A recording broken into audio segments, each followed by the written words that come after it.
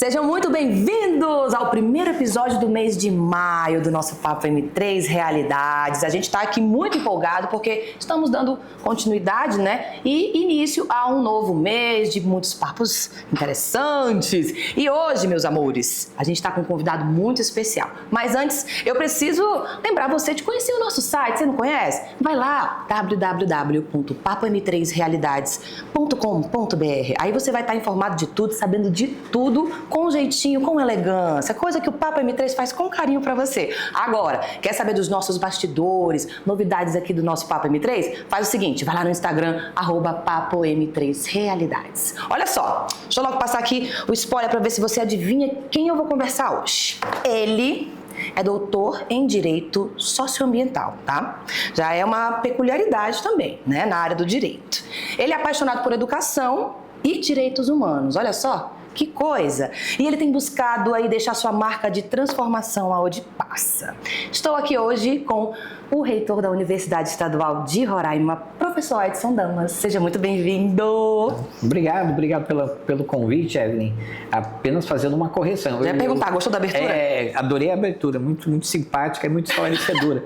Eu sou vice-reitor eleito e atualmente eu estou como reitor, substituindo o reitor. Você prefere então que eu lhe chame como? Vice-reitor, professor ou reitor? Professor, adoro professor. Eu sou doutor, tenho título, né, formal de doutor em Direito, também tenho estágio de pós-doutoramento, mas o título que eu mais fui muitos anos membro do Ministério Público, procurador, promotor de justiça, mas realmente o título que eu gosto de ser referido, chamado e tal, é de professor. Eu adoro ser chamado de professor.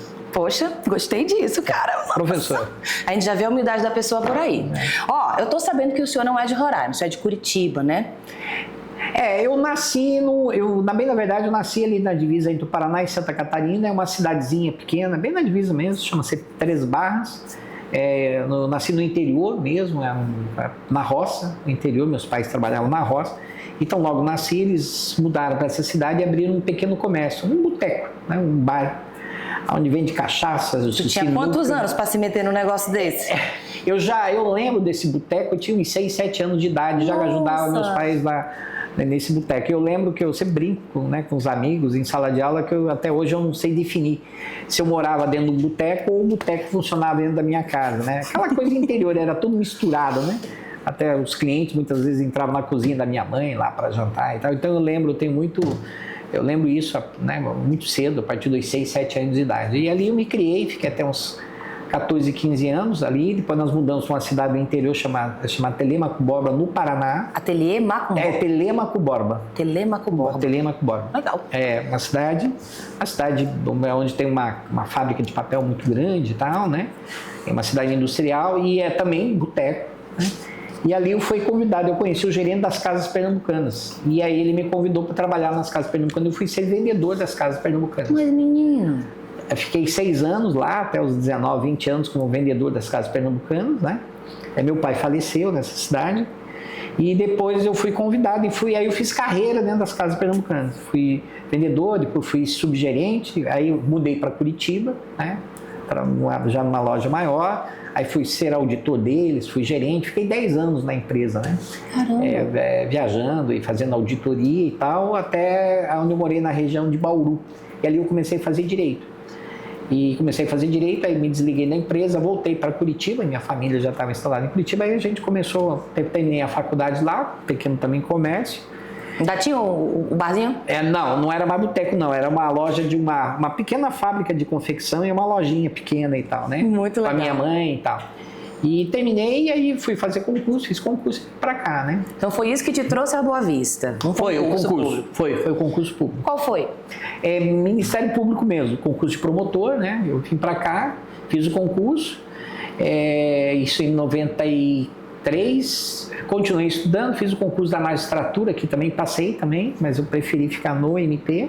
Entre as duas opções na época, né? Na época eu preferi continuar no Ministério Público, fiz em 95 novamente, passei concurso da Magistratura Federal do Sul, eu vinha passando, desisti e tal, e aí sim que eu resolvi é ficar definitivamente em Roraima, na Você Amazônia. veio sozinho pra cá? Não, eu vim casado. Eu tinha uma noiva e quando eu vim pra cá, quando cheguei aqui, eu já casei num dia, no dia seguinte eu viajei. Eita! Cheguei aqui casado. Passei a minha lua de mel, foi no Hotel Eusébios aqui. Olha só! Em 93, né? Então eu cheguei casado aqui. E aí foram 30 anos dentro do Ministério Público, até que praticamente 30 anos, aí eu requeri aposentadoria, me aposentei, eu gosto muito dessa parte acadêmica, fui me dedicar à parte acadêmica e é uma advocacia muito incipiente, né, e tal, mas trabalhando com consultoria e assessoria jurídica, né? Tu acredita o que tu acha que contribuiu da sua criação, da sua infância e juventude, para que você estivesse hoje onde está? Eu tive princípios de criação, né? Vamos dizer assim. Exato. Eu tive uma infância, assim, muito... Não é pobre, eu nunca cheguei a passar fome, mas humilde. Humilde e muita caristia. Nasci na roça, né? No interior e tal. E eu aprendi desde o interior, desde que os meus pais, em que pese, não estudaram, com pouca instrução, né? E tal, eles sempre incentivaram os filhos a estudar. E eu lembro do meu pai sempre dizer: meu filho, tem que estudar. Se você não estudar, você vai ter que voltar para a roça. Então, uma vida muito dura, né? Eu aprendi desde muito pequeno, muito cedo, que para você conquistar alguma coisa na vida, ou no estudo, na tua profissão e tal, necessariamente, exatamente, você só conquista alguma coisa com muito trabalho, muita dedicação, né? Abrindo mão de muita coisa. Muita coisa e tal. Então isso eu trouxe realmente do berço. Meus pais ensinaram isso desde muito cedo. Então tu acredita que até hoje esses valores ainda imperam nas suas escolhas, nos seus projetos, ainda mais agora, né? Que você está nesse processo aí de vice-reitor, né? Que é uma grande... E o que te motivou a escolher o direito? Tu pensou em outra profissão na época? É interessante. Eu não queria direito. E foi um acidente no direito. E foi um acidente de estar aqui também, né? E vim para Roraima. Olha só. O direito, como eu trabalhava numa empresa comercial, nós trabalhávamos muito com treinamento e motivação de pessoal, motivando treinamento de pessoal e tal. E lá nessa empresa era muito organizada, as casas pernambucanas, então tinha um setor que todo ano nós fazíamos cursos e trabalhavam com psicólogos motivacionais. E eu queria fazer psicologia. Mas olha... E foi muito engraçado, que eu fiz, aí fiquei 6 anos, terminei o 2º grau na época, fiquei 6 anos sem estudar e fiz 3 vestibulares em Bauru. 2 para psicologia e 1 para direito. E passei nos 3. Era 2 em universidade, as psicologias eram em universidades públicas, 2, e o direito uma privada. E aí eu nunca esqueço que eu liguei, eu não tinha pai, tinha um tio, né, assim, me ajudou a criar, e mora até hoje no interior, né. Aí eu liguei para esse tio no interior, dando notícia, telefone... Na época aquele mesmo, né? Aquele orelhão da fichinha e tal, contando...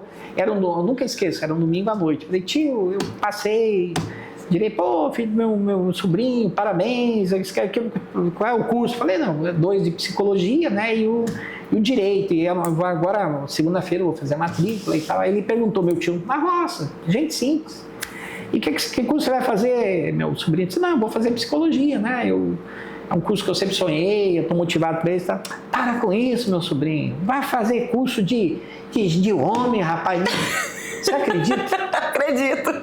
Quer dizer, é um absurdo, né? Um preconceito imenso, né? Eu tenho amigos psicólogos e acabei casando com uma psicóloga. Olha aí, estava no teu destino, né? O destino, e acabei com aquilo na cabeça, né? Outro dia eu fui lá e fiz direito. E quase, efetivamente, nos momentos da minha vida, eu quase larguei a faculdade de direito. Eu não larguei porque, na época, eu era casado, né? Minha noiva, que se tornou minha esposa e mãe dos meus filhos, ela acabou ajudando a pagar e não deixou eu desistir e tal. E o direito caiu do meu colo. Você teve todo o apoio para você segurar o bonde. Todo apoio familiar e tal. Então, uma outra também sorte, felicidade da minha vida, que eu fui estudar, fiz o direito, aí vim para cá, fiz concurso, fiz 2 especializações, 2 mestrados, né? Um mestrado em direito e antropologia, sou antropólogo também. Nossa, que bacana! Tenho um doutorado em direito e um pós-doutoramento em direitos humanos na Universidade de Coimbra, em Portugal, né? Tenho 22 livros escritos, 100 e poucos artigos, então Eu sempre produzi muito dessa parte acadêmica. E aí, sim, eu sempre tive o apoio familiar. Isso aí eu devo à mãe dos meus filhos, né, que não estamos mais casados, né, e tal, mas realmente ela foi uma grande companheira e ela segurou. Até porque ela é acadêmica também, trabalha na universidade, então ela foi uma pessoa muito, muito determinante na minha vida para conseguir fazer o que eu fiz, né? Porque ninguém faz nada sozinho. Nada sozinho. Não mesmo. Você precisa ter apoio, você precisa ter compreensão, você vai ter que abrir mão de um monte de coisas e tal. Falando em abrir, posso abrir um parêntese aqui pro seu lado antropólogo? Pode. Antropólogo fala sobre a sociedade, certo? Estuda um pouco sobre ela, né? Existe uma diferença assim, teórica muito, muito pequena até entre antropologia e sociologia. A sociologia são as sociedades maiores envolventes e a antropologia, pequenos grupos sociais. Interessante. É uma pequena... Pequenos grupos sociais. Então, nessa linha de pequenos grupos, hoje, como antropólogo, como é que você consegue enxergar esses pequenos grupos hoje na nossa sociedade? O que você ainda vê de possibilidades, limitações? O que já mudou do que você aprendeu para o que nós temos hoje? Qual a tua opinião sobre isso? Aprendi da antropologia, né? O princípio que deve pautar a relação desses grupos sociais, quer pequenos grupos ou a sociedade envolvente, majoritária e tal, ela necessariamente tem que ser pautada por um princípio que chama-se princípio do respeito. Né? É óbvio que numa democracia deve imperar sempre a vontade da maioria, mas não necessariamente a vontade dessa maioria tem que diminuir ou extinguir ou limitar ou inviabilizar essa minoria. A minoria, ela necessariamente ela tem que sempre receber no mínimo o respeito dessa minoria. E hoje, um dos princípios aí, falando de povos indígenas, comunidades tradicionais e tal, né? Isso. Hoje um princípio universal que rege isso, desde a Convenção 69 da OIT, que é o princípio da livre determinação dos povos, autodeterminação deles. Então é esses povos que têm que decidir o que eles querem da vida, eles que decidem seus destinos, seus desígnios, suas vontades, seus desejos, seus interesses. Eles têm esse poder. Tem esse poder. E cabe a nós o quê? A respeitar. Não necessariamente eu preciso concordar. Braços abertos sempre. Ou concordar com aquilo. Mas, no mínimo, eles merecem o nosso respeito. E o que tu acha que falta esse princípio do respeito? Por que a gente não consegue, como ser humano, ainda trazer esse princípio para a nossa rotina? Nós temos quando eu falo nós, a humanidade, isso, é a história da humanidade. A gente tem uma dificuldade muito grande da relação de alteridade, não é autoridade. Alteridade e alter. Alter é uma palavra latina que quer dizer o outro. A relação com o outro diferente. E o outro diferente, o outro estranho, ele nos causa impacto, né? Aquele cara lá, a cor da pele estranha, o cabelo diferente, né? Tem costumes diferentes, alimentar. Então ele te causa um pouco de mal-estar. Só que a presença do outro diferente ao teu lado, ou você ter um outro diferente como parâmetro, é extremamente importante para construir a minha identidade. Então, eu tendo outro diferente, dessa relação de alteridade, de alter, o outro, legal. Eu digo o seguinte, eu conheço o outro, ele é estranho, diferente e tal, eu não quero ser assim. Ele me ajuda a construir minha identidade. Eu não quero ser assim, eu não quero agir assim, não quero me vestir assim e tal. Então, o outro diferente, ao teu lado, né? Ele é extremamente importante para construir a tua identidade. Então, a gente muitas vezes não valoriza as diferenças. Por exemplo, você pega a civilização grega, o grande lá na origem, há 12, 13 mil anos atrás, civilização grega que se tornou hegemônica na Europa, né? Isso nos séculos antes de Cristo, exato, 7 séculos antes de Cristo. Qual era o segredo da inteligência deles, era justamente da filosofia, o fato deles uma civilização que se formou juntando gente diferente. Então o diferente te traz conhecimento, o diferente te ajuda a construir a tua identidade, o diferente até economicamente, para a economia é importante, a troca de, eu vou trocar a arepa deles com a minha mandioca, o meu cachorro quente, né? Exato, vou trocar o tomate aqui pelo celular. O outro diferente é muito importante na construção dessa identidade do indivíduo e da autoafirmação do indivíduo. Gostei disso, professor. Foi uma aula agora, olha. muito interessante, porque a gente lida com as diferenças. Agora, construir um pensamento crítico, sábio, diante a elas, é realmente uma questão muito individual, né? E aí a gente não tem como se meter, mas o respeito realmente nós conversamos isso com vários entrevistados e entrevistadas aqui, e ele sempre foi um princípio chave para isso. Sim. E nessa linha, você acha que até você chegar em Roraima para se estabelecer aqui, você passou por muitos desafios? Como é que foi essa sua fase de estabelecer-se aqui até o Ministério Público? Sem dúvida nenhuma, o Ministério Público entrou na minha vida lá próximo aos 30 anos de idade. Então eu tenho um divisor de águas na minha vida. Também, na verdade, eu agora acabei de construir um segundo divisor. Parece-me que minha vida é pautada de 30 em 30 anos. Então, pegou o padrão, né? Os primeiros 30 anos eu trabalhei uma vida muito simples, regrada. Eu trabalhava no comércio, fui vendedor das casas pernambucanas, vendi sorvete da rua, fui garçom, fui cambista do jogo do bicho, vendia roupa no interior, né, e tal. Era virado, 30 anos. Depois que eu entrei no NP, fiz concurso, que eu me tornei autoridade com um salário bom, digno e tal, eu dei um up, né? Dei um up, assim, né? Qualidade de vida, já eu pude financiar minha casa, financiar meu carro, né? Pude pagar a escola, as oportunidades, pagar a escola dos meus filhos, da minha esposa e tal.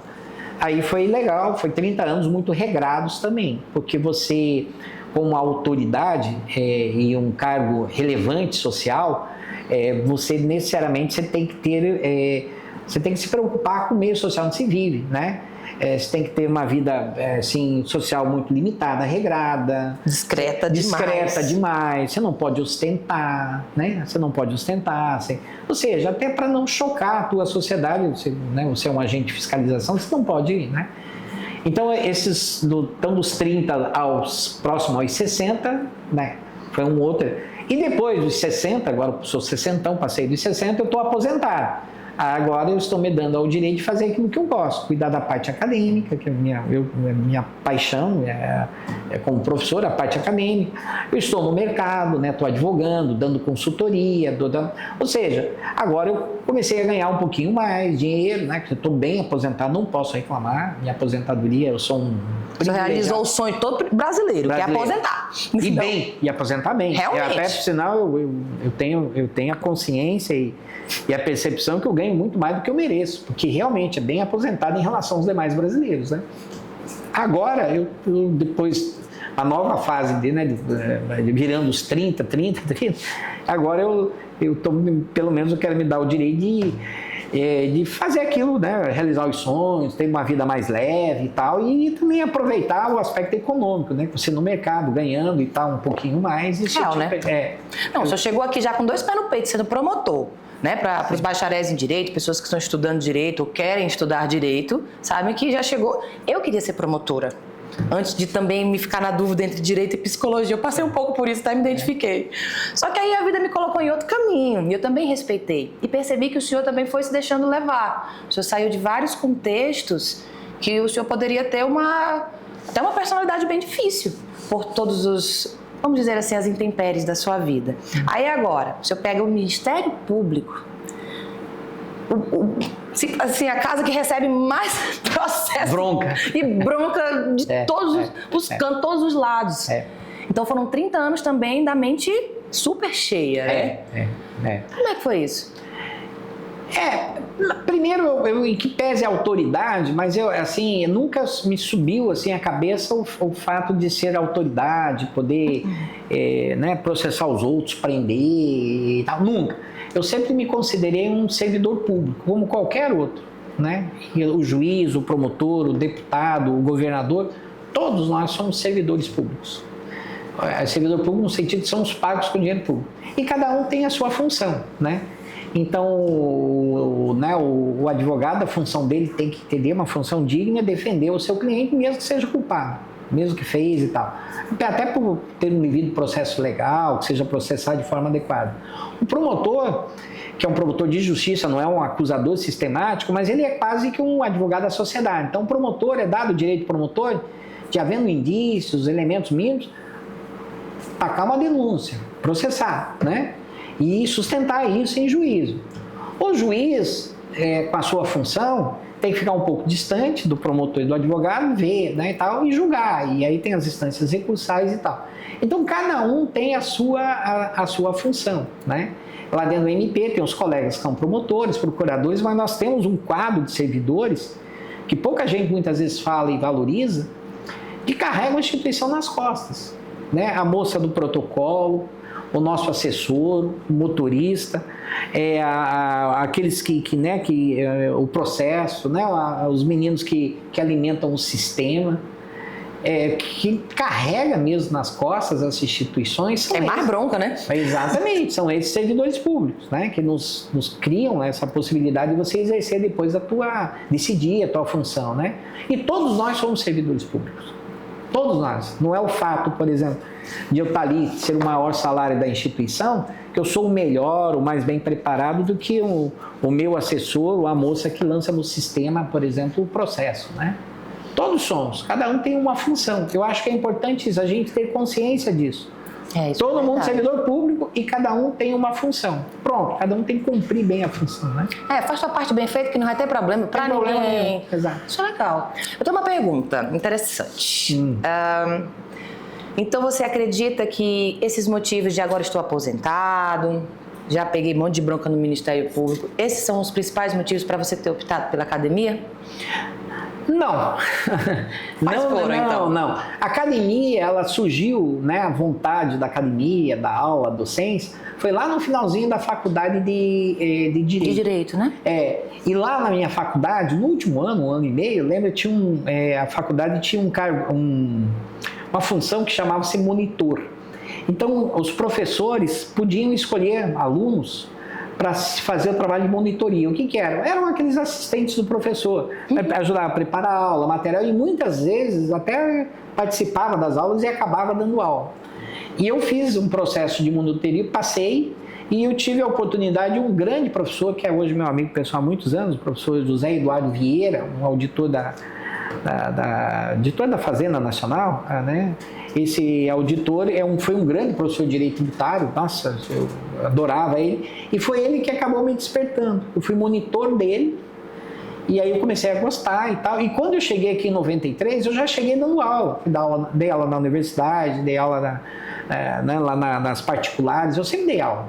Entendi. 30 anos de Ministério Público, mas 30 anos também dando aula. Eu nunca nunca abandonei a docência. Então você é professor em primeiro lugar? Exatamente. Hoje eu sou... Só para afirmar aqui, né? Deixa tudo bem notadinho. Exatamente. Eu sou um professor, a primeira paixão, a primeira atividade é professor. Então agora vamos fazer uma pergunta cabeluda. Pergunta. Você pode contar alguma situação, vamos dizer assim, até interessante que aconteceu no Ministério Público? Sem citar nomes, claro, né? Tudo de acordo com a ética, mas alguma situação peculiar que foi interessante nesses anos?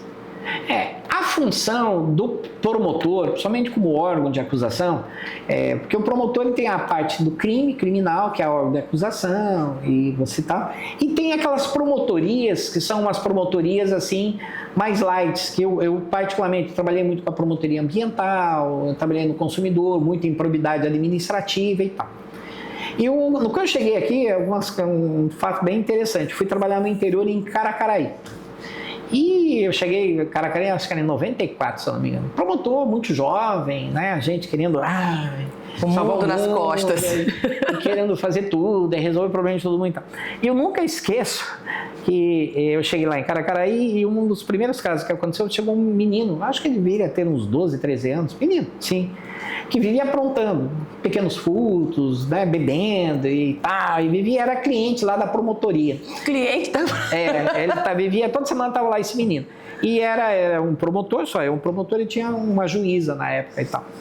E aí eu atendia sempre o promotor, mas só que era um menino 12, 13 anos, mas era alto, menino magrinho, alto que eu. Tá? Aí eu falei, não é possível, esse menino toda semana está aqui, chama o pai dele. Aí foram lá atrás do pai e chamaram o pai. Aí o pai chegou, o menino alto, o pai pequenininho, o menino era mais alto do que o pai. Aí eu falei, poxa, por que o senhor não faz? Não corrige esse menino, é um absurdo, esse menino só tem que prender ele. Não, porque me disseram que eu não posso bater, porque né, pode dar problema para mim, que eu não posso repreender. Eu disse, olha, deixa ele falar, existe o exercício do pátrio poder, né, o pai, ele pode de vez em quando dar uns beliscão, dar uns tapas nele. Você tem que segurar teu menino aí, porque senão vão acabar matando esse menino, né, vai usar droga e tal, tal. Aí ele olhou para mim, o pai, mas eu posso mesmo bater nele, doutor? Eu falei, pode, cara, você pode bater nele, tem... mas pode, olha o tamanho dele aí, ele aguenta umas porradas, pode bater nele. Posso mesmo? Pode. Aí o pai pegou o menino e saiu na porta e foi embora. Aí a assessora, doutor, esse pessoal, o senhor falou, ele vai matar esse menino, vai tirar sangue de mim. E vai dizer que foi o promotor que mandou. Eu falei, pá, meu Deus do céu.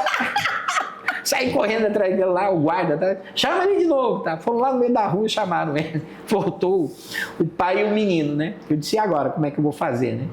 Pode bater, bate. Então vamos fazer um acordo? O senhor bate, pode dar uns tapas nele, mas vamos fazer um acordinho. O senhor promete que não pode tirar sangue. Então se bata, se tira sangue. Olha só! E o pai foram embora e nunca mais o menino voltou. Sério? Nunca mais deu problema. Nossa. Mas foi né, assim, algo que a gente tem que tomar enquanto autoridade e, né, numa sociedade que você vive e tal, você tem que tomar muito cuidado do que você fala e daquilo que né, os teus posicionamentos. Então você tem que agir sempre com muita responsabilidade. Bate, mas não espanca, né? Eu falei, pode bater, mas não tira sangue, tá? Ele, tá bom, doutor, não vou tirar sangue. Achei muito legal isso, poxa. E agora você saiu do Ministério Público, né? E como é que foi para você chegar na Universidade Estadual?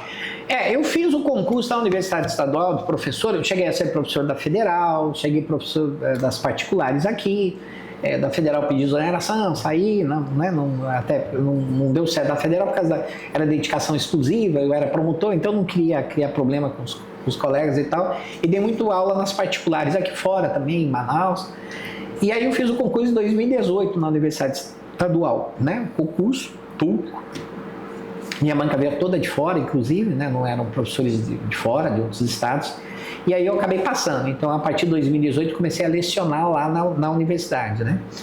E aí, como eu me aposentei do MP, né, há uns quase 3 anos atrás, aí eu me dediquei só à docência.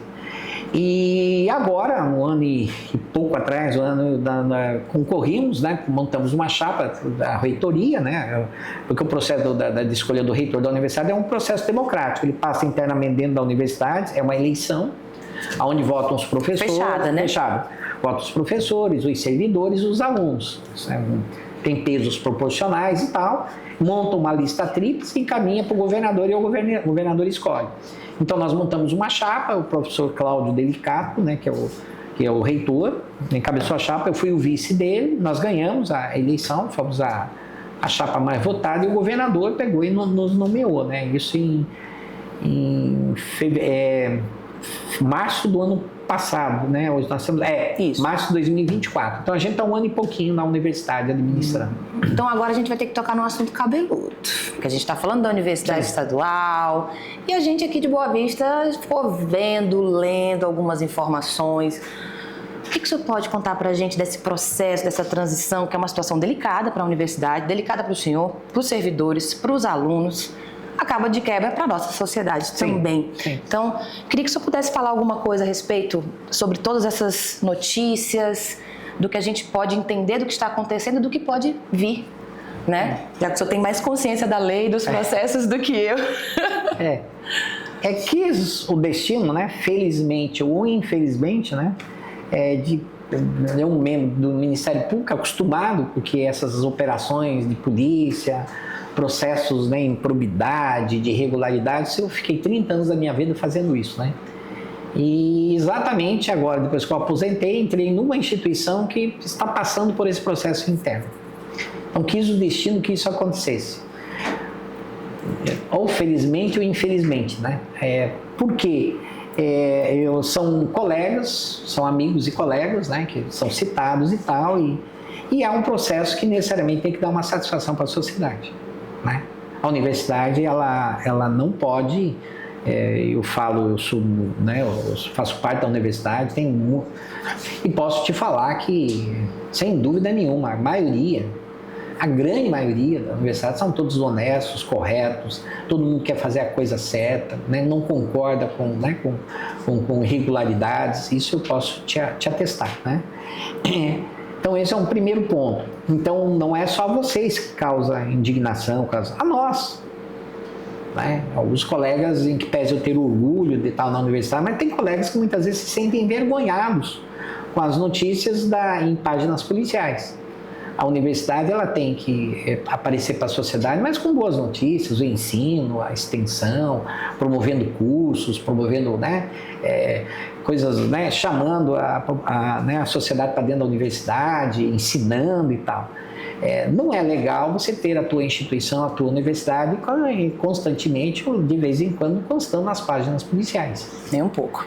Isso causa pra gente pra gente tá. Então, esse é um primeiro ponto. O segundo ponto, tem que entender que a universidade, e aqui para entender um pouco, né? É pública. Uma universidade pública é dinheiro público. E então, se há um desvio, uma conduta e tal, tem algumas esferas para apurar. Tem a esfera criminal, né, que é peculato. Várias fases de eliminação. Exatamente. Então, a parte criminal, quem cuida é o promotor, é a polícia, o promotor, o juiz. Beleza. Tem a parte civil, que é a parte de reparação. Se alguém desviou, vai ter que devolver. Então, a Procuradoria do Estado, a PROGE, a Procuradoria do Estado entra com a ação para devolver o dinheiro que foi desviado. E tem o intramuros, ou seja, a parte interna, que é a parte administrativa, que, em tese, são acusados servidores da universidade que tem que apurar a conduta deles. E essa parte administrativa, o direito administrativo, somos nós que temos que apurar, é a universidade. Então, sobre o mesmo fato, você pode responder criminalmente, civilmente e administrativamente. Então, o que me interessa é o que aconteceu do muro da universidade para dentro. Entendi. Aí, o que nós precisamos fazer? E por que agora? Porque mais de um servidor, vários servidores, foram citados numa investigação da Polícia Federal, que data lá desde 2023, a respeito de um contrato, 2 anos de investigação, agora uma segunda fase dessa operação aconteceu, o inquérito ainda não findou, continua o inquérito aberto ainda em processo de investigação, mas agora surgiram e se imputam, né, fatos reprováveis a determinados servidores da universidade. Nós não sabemos exatamente nem quanto todos os servidores e nem que se imputa, tanto que foi pedido o Conselho nosso universitário, que é o órgão máximo de administração, tomou conhecimento dessa última operação, se reuniu a pedido do atual reitor, o professor Cláudio, o reitor atual, o próprio reitor atual, ele convocou extraordinariamente e disse o seguinte: eu quero que vocês se reúnam, eu quero que instaure contra todo mundo, inclusive contra ele mesmo, eu quero que processos administrativos e apurem aquilo que é imputado a mim ou a qualquer outro servidor interno, a todos os servidores. Então eu quero que instaure processo. Além disso, eu quero que afastem das funções administrativas essas pessoas, quer dizer, não é para exonerar, não, é só para afastar cautelarmente, para que a gente, no processo, seja, né, se dê notícia disso a todas as autoridades do Estado e se requeira, se peça, né, a Polícia Federal, o juiz, o promotor, que encaminhe o processo para a gente ter conhecimento, para poder as portarias de instauração imputar. Fulano de tal é imputado a fulano isso, que cada um possa se defender. Até agora a gente está aguardando, não recebemos ainda, né, a gente pediu cópia do processo, não conseguimos, não baixamos ainda as portarias, por quê? Nós queremos saber exatamente quem é quem, que eles imputam, e os fatos imputados, aí sim, instaurar o processo e todos serão ouvidos. E todos os processos serão auditados, né? E aí a gente vai ver exatamente a participação, se fizeram a participação de cada um nisso, né? E tal, e é isso que nos interessa. E aí a própria universidade vai ter que dar uma satisfação para o público externo, para a sociedade. Nossa. Eu provavelmente a primeira decisão, a primeira assim de mérito sobre isso, vai ser nesses processos administrativos. Né? Dá um posicionamento. É um posicionamento da universidade, isso é dever da universidade. Nós temos que fazer isso. Dói, é chato, é constrangedor, mas tem que fazer. Isso é necessariamente nós temos que fazer. Então é esse momento que nós estamos vivendo agora. Então, no caso, o professor Cláudio está querendo instituir até nesse quesito a transparência em geral, para que ele tenha também... Sim, continuo insistindo, essa iniciativa não foi minha. Dele. Foi dele. Sim. Ele que chamou o conselho universitário e diz o seguinte: eu quero que investigue todo mundo, inclusive a mim, todo mundo. Quero que afaste todo mundo dos cargos, inclusive eu vou me afastar da função administrativa, né, o vice-reitor para poder passar por isso. Passar isso. Quero que comunique a todo mundo que vai ser instaurado e quero que peça o processo e processe todo mundo e se apure a responsável de todo mundo. Foi determinação dele. O conselho universitário, a unanimidade, a pedido dele, tomou essa providência e coube a mim, como vice. Ficar como reitor. Reitor, eu estou reitor porque ele está de férias. Reitor, acho que é isso. Exato. Mas eu que vou comandar esse processo interno, né? Porque eu sou vice, né? E tal.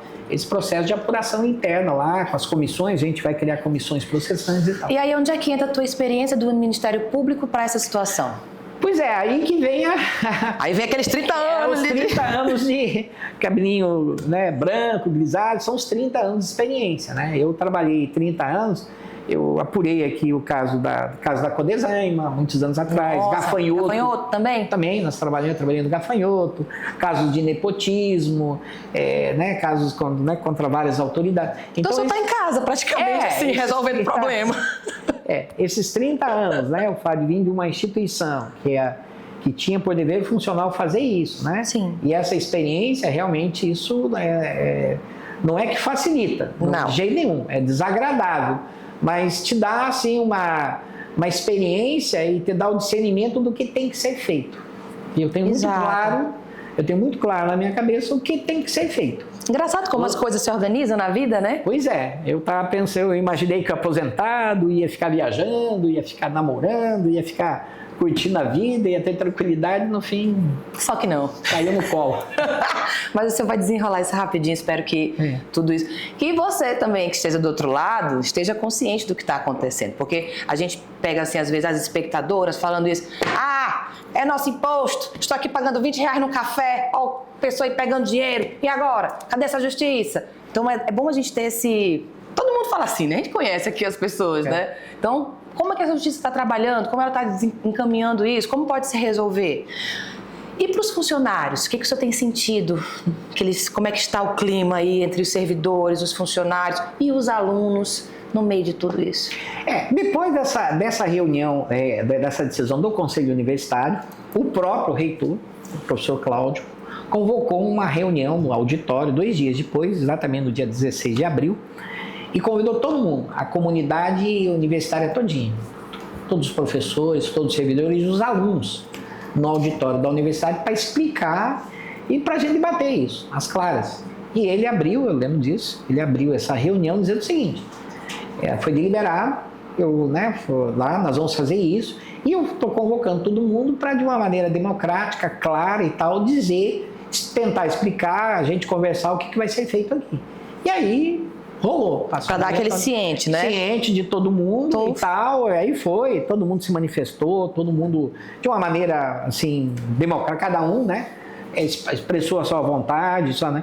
Agora, o que ficou muito claro, e eu estava lá nesse momento dessa reunião com a comunidade universitária, eu deixei bastante claro, disse, olha, o que ainda há um processo de investigação, é aquilo que você falou lá no começo, nós não podemos ainda, né, em nenhum momento a gente pode estar pré-julgando, todo mundo é inocente, né, até que se prove o contrário ou trânsito julgado de um processo.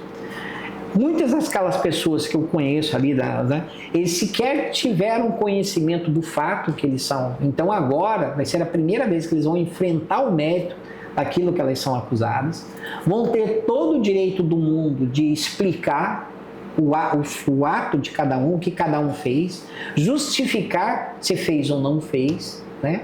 Porque justificar ação, mas também omissões. e tal, e tudo isso vai ser avaliado por uma comissão processante. Então, eu não posso, de maneira nenhuma, eu aprendi isso no Ministério Público, em que pese o órgão de acusação, eu sempre fui muito franco com os investigados, os processados, dizendo o seguinte: você está aqui tendo a oportunidade de se defender, você vai ter a oportunidade de dizer exatamente, né, o que você fez, o que você não fez, a motivação, barabá. Todo mundo tem então eu não posso sair prejulgando todo mundo. Ah, porque teve uma operação da polícia, entrar na minha casa, fulano fez. Não. Ele vai ter que saber exatamente do que é acusado, vai ter assim, o devido processo legal, vai ter ampla liberdade de defesa, se precisar, vai requerer auditorias, perícias técnicas, contábeis e tal para justificar. Então, nós temos que ter essa consciência. A gente não pode promover o linchamento moral das pessoas.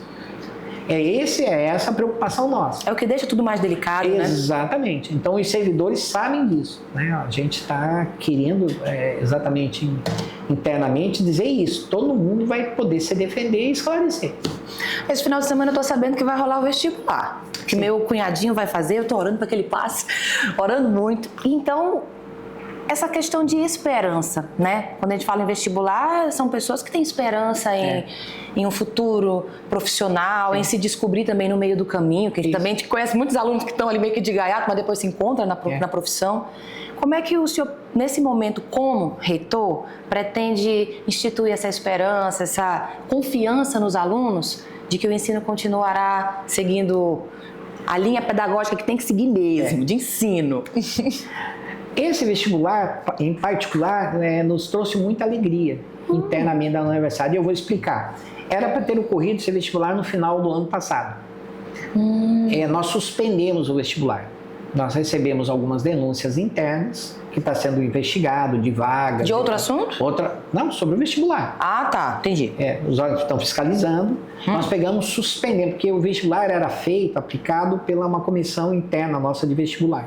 Nós suspendemos o vestibular lá no ano passado e adotamos a seguinte postura: agora o vestibular, por enquanto, ele será feito por uma instituição de fora, externa. Vamos pagar? Vamos pagar. Mas a gente prefere pagar que seja um vestibular totalmente feito por uma instituição de credibilidade externa e tal, e para todos os cursos. Essa instituição está vindo aplicar agora, é o SEBRASP. SEBRASP é muito conhecido no Brasil inteiro. Antigo CESP? Antigo CESP. Eita, aquele que marca e tira. Eita, menino, o povo já sabe disso, eu sei que é. O CESP, antigo CESP. Eles são acostumados a fazer no Brasil inteiro, inclusive concursos para promotores, juízes, delegados. Então já está passando uma confiança. Já. Então é o mais renomado instituto de vestibular do Brasil hoje, o SEBRASP. Ele que está vindo fazer, ele que vai aplicar. E nós suspendemos, contratamos ele e ele está vindo aplicar agora. Ele vai aplicar. Então vem o pessoal deles, voa avião, chegam aqui, eles vão lá na universidade, com as provas embaixo do braço, eles vão deslacrar nas salas de aulas as provas, na frente dos alunos. Que logística, hein? Distribuir, todo mundo faz, eles botam de novo lacra, o pessoal assina atos, os últimos alunos, botam no malote, embarcam no avião, vão de novo a Brasília, de Brasília eles corrigem, e lá de Brasília eles lançam. Eu particularmente não vou nem passar perto da universidade. Então é tudo por eles, é 100% seguro e é eles que vão fazer. Só esse ato nosso, nós tivemos inscrições preliminares 9.000. E o que vão fazer é próximo de 5.000 e poucos que vão fazer. É o maior vestibular da Universidade Estadual de todos os tempos. Nós nunca tivemos tantos inscritos como estamos dando agora. Que incrível. Então a gente ficou extremamente feliz, muito contente, porque só esse fato, né, de trazer uma empresa fora, né, transparente, né, só isso foi o maior vestibular de todos os tempos. Nunca a UER teve um vestibular com tantos inscritos e depois confirmação de inscrições, pagamentos como agora. Então será o maior vestibular da UER de todos os tempos. Então isso nos encheu de alegria e de esperança, em que pese coisas ruins e coisas que deixa a gente constrangida, mas eu fiquei muito feliz, particularmente, com isso. Demonstra confiança, né? Confiança. Você está gerando esperança para todos. Exatamente. E paridade, né? Todo mundo vai concorrer em pé de igualdade. Você sabia que por um ponto eu não fui sua aluna lá? Poxa, Por um pontinho. que sorte a tua. É verdade, eu acho que é isso. Teve sorte. E podemos agora falar um pouco sobre o que o senhor pretende desenvolver nesses próximos... Falo anos? Podemos falar anos? Pode. Falar nesses próximos anos aí. Passando esse vestibular, quais são os planos para a UERP? Bom, nós temos, me coube, né, essa questão dos procedimentos internos, que a gente vai conduzir os pares lá e vamos fazer auditar o que tem que auditar e tal, que é né? A universidade, nós conseguimos também um orçamento digno agora, um orçamento onde nós não vamos precisar mais de suplementação do executivo. Então, porque a universidade era muito dependente do executivo, de suplementação, faltava dinheiro para pagar pessoal e tal. Hoje não. Foi aprovado um orçamento onde toda folha de pessoal, custeio da universidade, nós temos o DOABES, não precisamos de nada, de favor de ninguém. O que nós precisamos e estamos fazendo é atrás de fomento, ou seja, de investimento, principalmente pesquisa. E agora, foi criado dentro da universidade, já no ano passado, alguns programas de pesquisa. Pesquisa mesmo, né, onde a gente vai pagar bolsa para aluno, bolsa para professor e tal. E a universidade sair a campo. Está vindo agora um grande projeto nosso ligado à área de saúde, os cursos de medicina, enfermagem, educação física e serviço social. Que legal. De uma saúde coletiva. Com uma carreta, lá dentro com exames de mamografia, raio-x, exames laboratoriais e tal, a gente vai para a periferia. Gostei. Então, os alunos de medicina, enfermagem vão chegar nos lugares, no interior, chamar as pessoas para fazer. Porque muitas vezes tem no interior, no meio rural, tem pessoa que nunca fez um exame de sangue, nunca fez o exame da próstata, de ginecologia, né? É um campo de estágio diferente também. Diferente. E esse projeto é muito interessante, porque os alunos contam como hora estágio para os alunos de medicina, enfermagem e tal.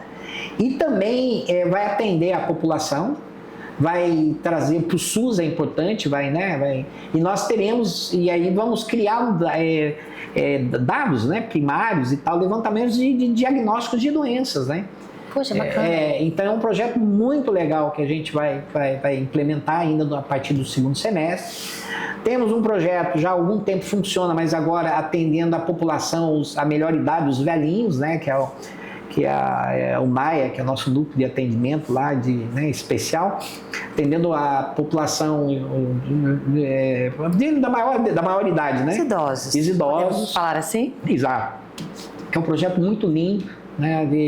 Hoje nós temos uma turma, agora, uma turma de 30 e pouco, agora vai aumentar essa turma, provavelmente nós teremos 2 turmas de idosos, dentro da universidade, projeto de pesquisa na área de recuperação, por exemplo, da mandiva, de uma mandioca nativa, junto com os indígenas. Ou seja, tem um monte de projetos aí. Isso aí dá a esperança que a gente estava falando. Demais! Dá esperança, tá. Então, a universidade está se abrindo para esses projetos de pesquisa, né? A gente quer investir nisso, né? E que é o papel da universidade. E o restante é trabalho e Deus proverá. É sobre isso? O restante é isso aí. Então agora a gente fala de papo leve. Agora é aquele papo mais leve que a gente vai... Ó, acho que ele até respirou fundo, gente, pra você ver o negócio, né? É porque agora Tava a gente... pesado. Eu tava um pouco pesado, mas agora é uma linha mais leve que eu quero conhecer um pouco de você. Do homem Edson Damas, tá bom? Que, calma, também a gente não vai nada além aqui. Vocês sabem que nós somos uma equipe aqui, um negócio sério. Porém, o que você faz pra relaxar? Quando você tá de boa pra relaxar? Eu gosto muito de ler, eu sempre li muito. Eu gosto de ler e gosto de escrever. Escrever ou escrever? Não, escrever mesmo. Eu gosto de escrever. Tanto que eu tenho mais de 20 livros, né, publicados, eu tenho vários artigos publicados, eu gosto de sentar... Temos um escritor, gente, aqui. Eu gosto muito de escrever. Isso por incrível que pareça, isso me relaxa. Eu gosto de...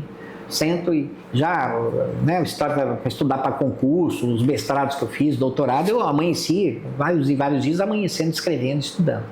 Então eu gosto muito de ler, eu leio bastante, e gosto de escrever. Então quando eu tenho um momento assim eu gosto de ler. Uma pessoa que gosta de ler vai ter sensibilidade de ter um autor ou um livro preferido.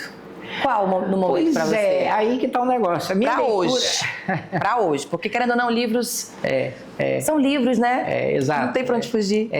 Mas a minha leitura mesmo quer dizer, Carregando Tijolo, é uma leitura muito técnica, né? O nome do livro é Carregando Tijolo? Não, Carregando Tijolo.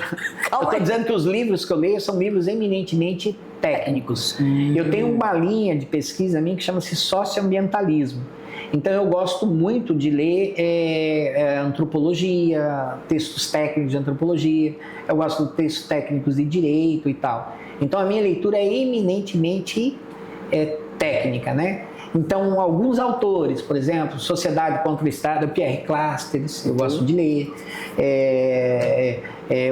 Direitos Humanos, né? O professor José Afonso da Silva é um constitucionalista de uma linha de direitos humanos. É um autor que sempre, né, que é vivo ainda, e os textos dele eu gosto de ler.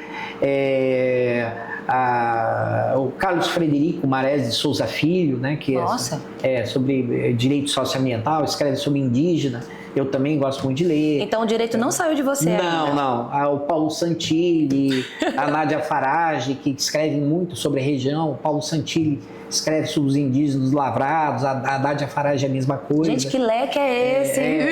A Manuela Carneiro da Cunha, que é uma antropóloga também, que é jurista. Então são textos por autores, né? Não, mas é interessante ainda, porque geralmente, o que você faz para relaxar? Ler, porque livros técnicos. Eu pego um livro de física quântica e vou começar a dar uma lida aqui, vou dar uma relaxada, tá tudo ok. Exato.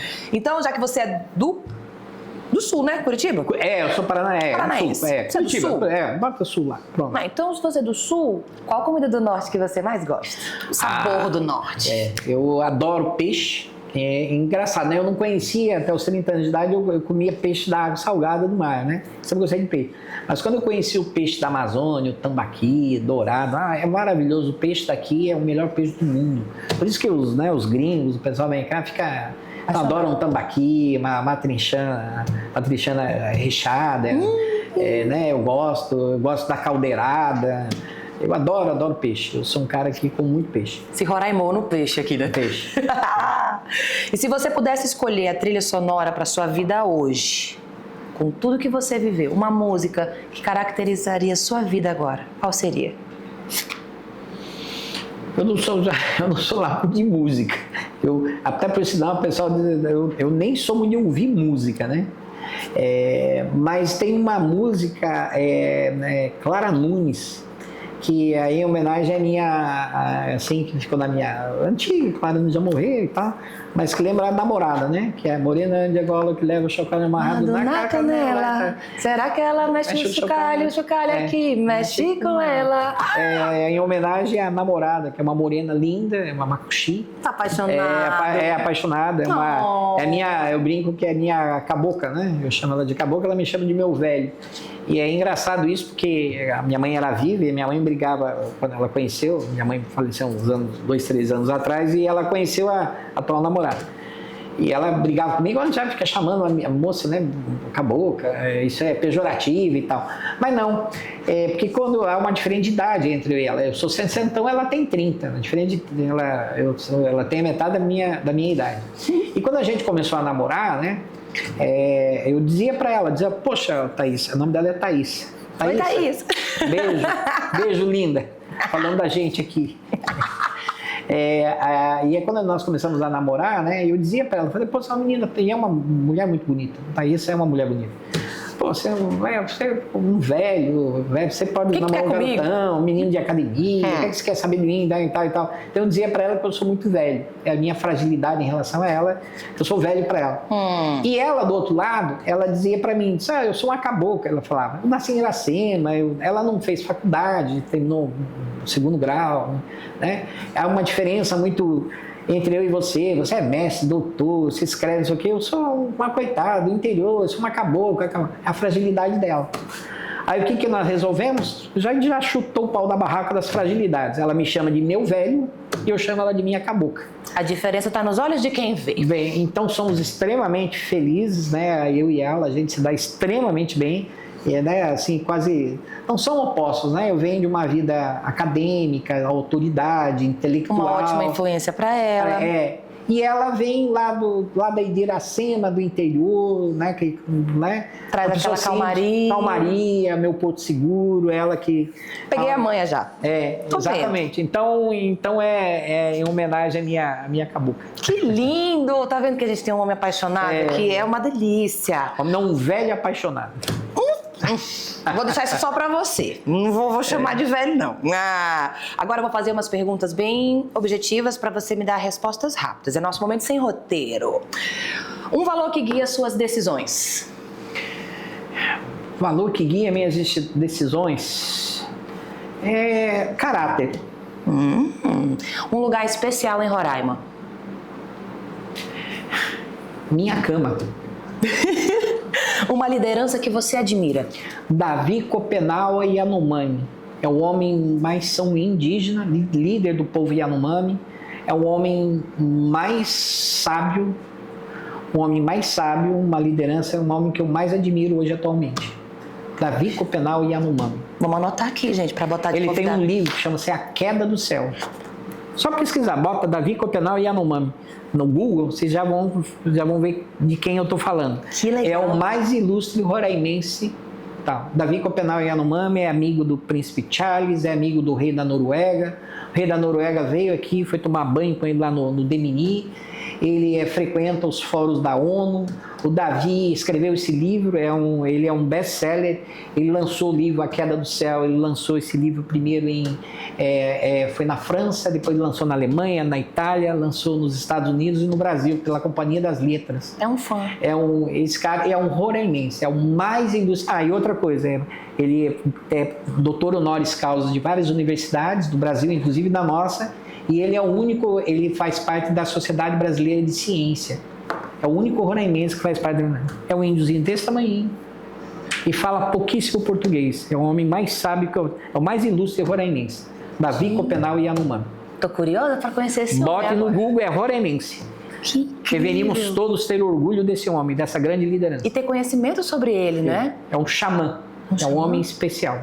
Que incrível. Pesquise a vida dele. Uma viagem inesquecível. Uma viagem inesquecível para mim foi quando eu conheci a Itália, particularmente a Itália e o Louvre. Não, tenho o Vaticano, mas eu vou ficar ainda com o Louvre em Paris, no Museu do Louvre. Quando eu adentrei o Museu do Louvre, fiquei de frente com a Mona Lisa. O senhor teve aquele momento com ela? Você olhou a Mona Lisa, fiquei assim... Êxtase. Em êxtase ali. Eu acho que eu vou ficar assim também. Todo mundo fala que quando chega lá nesse museu, dá uma olhada para a Mona Lisa, você fica. Foi um momento que eu não esqueço, esse momento. E também o Vaticano foi muito legal. Já tive mais de uma vez o Vaticano, o Museu do Vaticano. Energia lá. Nossa, é fantástico. E, inclusive, eu tive uma última vez que eu estive na Itália, era uma quarta-feira, eu tive a oportunidade de assistir uma audiência pública do Papa Francisco. Cheguei lá, quarta-feira, ele estava eu cheguei pequenininho, longe, mas eu tive a oportunidade de assistir uma audiência pública dele. Um hábito que você não abre mão. Puxa vida, um hábito que eu não abro. Pô, minha vida é trabalho, estudo. Aquela nunca tocou. Tá bom, o meu café da tarde, pronto. Aquele café das 17, 17h30, um cafezinho com leite e um pedacinho de pão.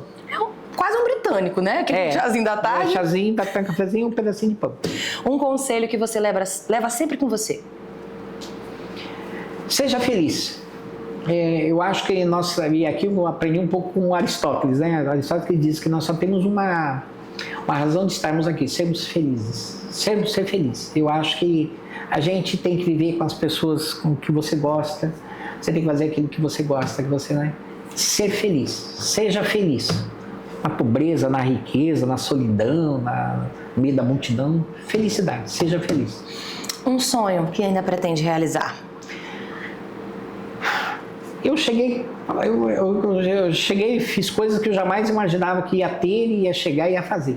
Jamais. Alguém que sai lá da roça, nem do interior, no meio da roça, fazer o que cheguei, né? Eu jamais imaginava, né? Realmente. Mas eu tenho um sonho de ainda, eu tenho filhos, tenho casado de filhos, tenho um menino que está em São Paulo, teu colega, jornalista, Olha. está fazendo doutorado, correndo atrás do doutorado em São Paulo, e a menina está terminando direito. O sonho é isso aí, é que ver eles formados, né, e que eles andem com suas próprias pernas aí. É só isso. O resto não precisa de mais nada, tem tudo. Pra gente fechar, o que você deseja para Roraima nos próximos anos, assim, como... O que você deseja pra gente? Particularmente, Roraima é... Apertei o homem aqui agora, calma, respira. Respira, professor. É engraçado, né? Eu sou de fora e sou lá do Sul maravilha. Curitiba é uma cidade modelo, aí o negócio todo e tal. E eu achava que quando eu aposentasse, eu ia embora, ia voltar pro Sul, ia morar no... Hoje eu posso morar em qualquer lugar do Brasil, fora do Brasil, se eu quiser. Dou aula em qualquer lugar do Brasil, já dei aula fora do Brasil, dei aula na Espanha, dei aula em Portugal, então eu posso qualquer lugar que eu quiser morar. E eu tenho um escritório também em Brasília, abri um escritório em Brasília. Mas não tem jeito, em qualquer lugar que eu esteja, eu não vejo a hora de voltar para Roraima. E já disse para o meu filho, né, eu quero ser enterrado aqui. Então eu não vou abandonar nunca Roraima, nunca, vou ser enterrado aqui. Mesmo aposentado, eu poderia ter em qualquer lugar do mundo hoje, mas eu amo Roraima, amo, tenho o título da Câmara de Cidadão Boavistense, cidadão roraimense, eu amo esse estado de paixão. E eu quero muito que esse estado continue, sabe, as suas questões sociais, as suas questões econômicas, avançando e se moldando e continuando a ser essa terra acolhedora, porque Roraima me abraçou e me acolheu, né? Então eu quero que cada vez mais Roraima acolha as pessoas. Eu vejo, por exemplo, essa migração venezuelana, isso não é ruim, isso é muito bom. Eu vi isso aqui, minha mãe assistiu no sul do país com os europeus e tal. Então, continue sendo acolhedor, um estado acolhedor. Eu quero que acolha economicamente, socialmente, os diferentes. Eu quero muito que o Roraima continue assim. Gostei disso. Oh, eu apertei esse homem, perguntei tudo que podia, que não podia, fiz ele se declarar para a mulher dele. E eu quero agradecer você estar aqui com a gente hoje, falando um pouco da sua vida, contando sua história e falando para as pessoas que realmente a gente consegue as coisas assim, com um pouquinho de boa vontade, um suorzinho, e para que o senhor consiga continuar lendo seus livros técnicos com uma certa memória gostosa, a gente tem um brinde para você.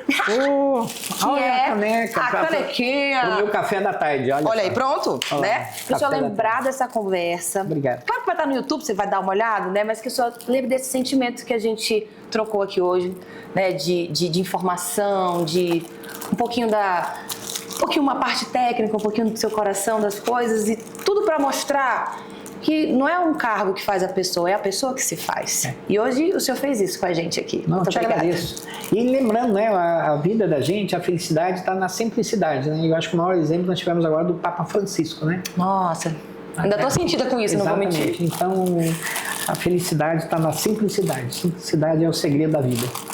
Quer deixar um recadinho para os nossos espectadores? Não, agradecer por estar aqui e também agradecer os que vão perder um pouco de tempo lá vendo, né, ouvindo nossa Investir tempo, professor, é investimento. E agradecer aí, né, a vocês pela oportunidade de estar falando um pouco do nosso estado, da nossa gente e tal. E obrigado pela oportunidade.